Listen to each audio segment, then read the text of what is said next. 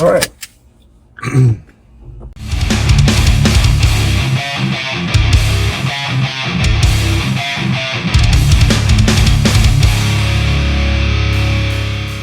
It has been about 8,600 miles on the old Gladiator, so how do I feel about it? I am much more impressed with it than I thought I would be. I went from a 3/4 ton to a half ton to, I guess, a quarter ton. Anyways, a mid-size little truck. And it's a Jeep, kind of. It's not really a Jeep. If you look at a Gladiator more as like a new Dodge Dakota, you'll be much happier with it. If you look at it like a Jeep, it's not really a Jeep. It looks like a Jeep, and it does some Jeep stuff, but it's not really a Jeep, because for one, it's not even on a Jeep frame. This is a shortened, narrowed Dodge Ram frame. So it's kind of like a Dodge Dakota, but with solid axles. So if you look at it like that, it's a much more reasonable purchase.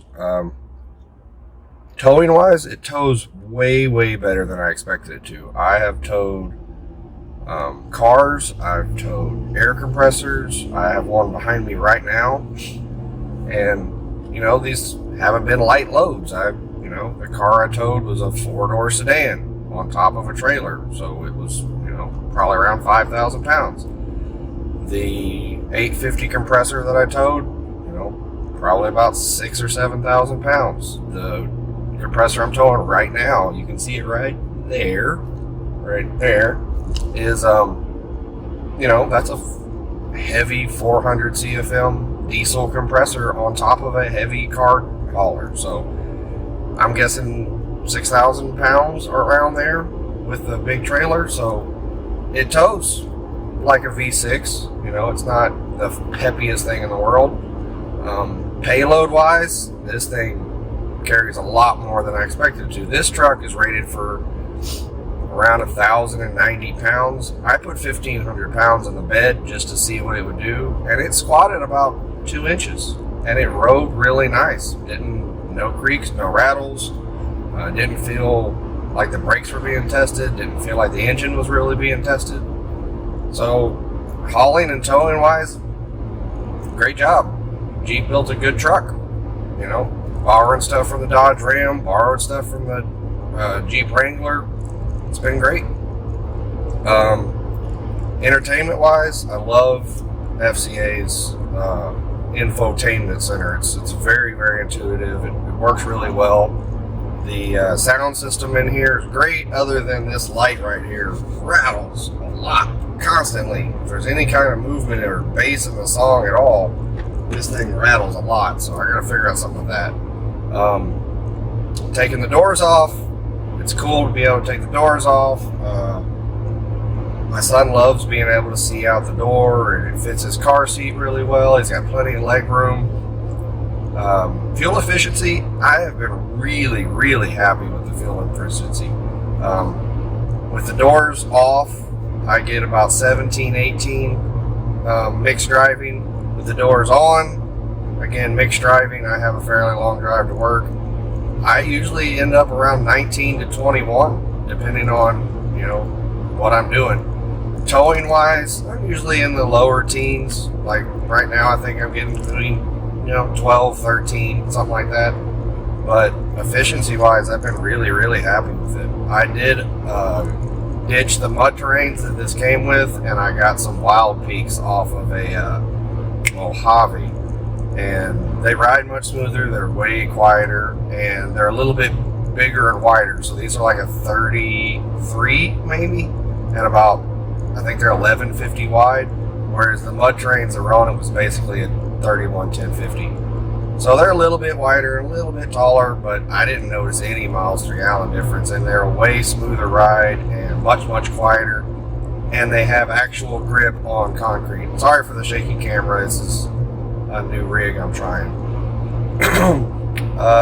Negatives, the biggest negative, the seats in this thing are terrible. They're very hard. They make your butt hurt after anything more than about an hour. Jeep, you gotta fix the seats. I got this little cushion that I added, makes it much better, but I mean, this is like a $42,000 truck, and the seats are terrible. One of my biggest complaints is just the size. I'm used to a bigger truck, so maybe that's just me, but this thing could be about 4 more inches wide, right? So take a little bit of that fender out of the front and make it a little bit wider. It would be 100 times more comfortable. You could get a nice, comfortable seat in here. You'd have a little more arm room, and I know this is me being picky about mid-sized trucks. They're all pretty small, but I really think this size Jeep, because you have the fender flares, that's how wide the truck is. Push the truck out a little bit and just narrow the fender flares. I get it, they're trying to keep the Jeep look, but this isn't really a Jeep. This is, like I said, a small Dodge Ram pickup, or the equivalent of a Dodge Dakota. There's no reason this thing couldn't be 2 inches wider on both sides. So you get a 4-inch overall, and it would be great.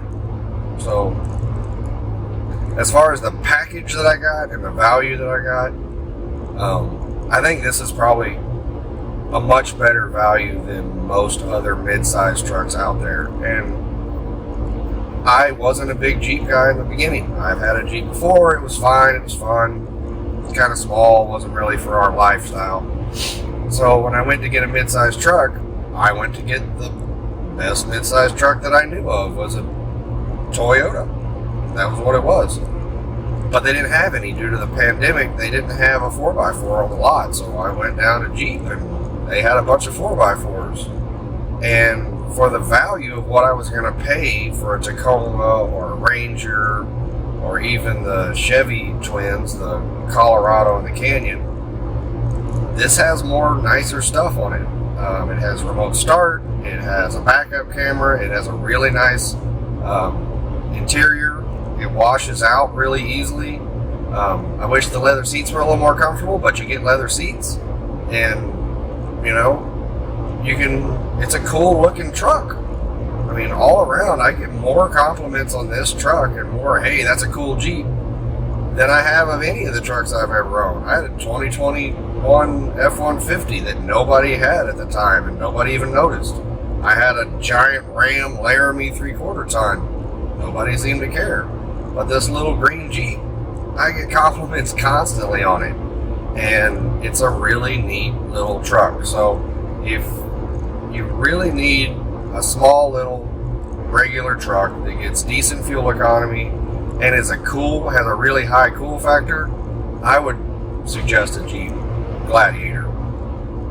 If you're a hardcore off-roader, Jeepy kind of guy, this may not be the truck for you, because like I said, it's really not a Jeep. It's a Dodge Ram with solid axles. I don't know how comparable the Rubicons and the Mojaves and stuff like that are, because this is basically a Jeep Gladiator S with leather seats. That's basically what it is. It's pretty stripped as far as it doesn't have the lockers, it doesn't have the the heated seats or the ventilated seats or the heated steering wheel or none of that stuff. It's just a Jeep Gladiator S with leather seats and a nice radio. So, all in all, I really like it a lot more than I thought I would, and I suggest people go look at them. I got a great deal on a lease. I was $1,500 down, and I got $440 a month.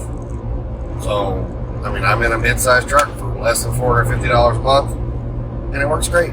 So, I hope this helps people. If you're on the fence about whether or not, a Jeep Gladiator works as a truck or if it works as a Jeep, I know this one particular, I've gotten stuck already. I've used a 4x4 a few times, and it's adequate. I don't think it's anything to rave about, but it's fine. I got it buried down to the frame once and had to pull it out with a tractor. So I'm also not an off-road guy, so that may have something to do with why I got stuck. I don't know.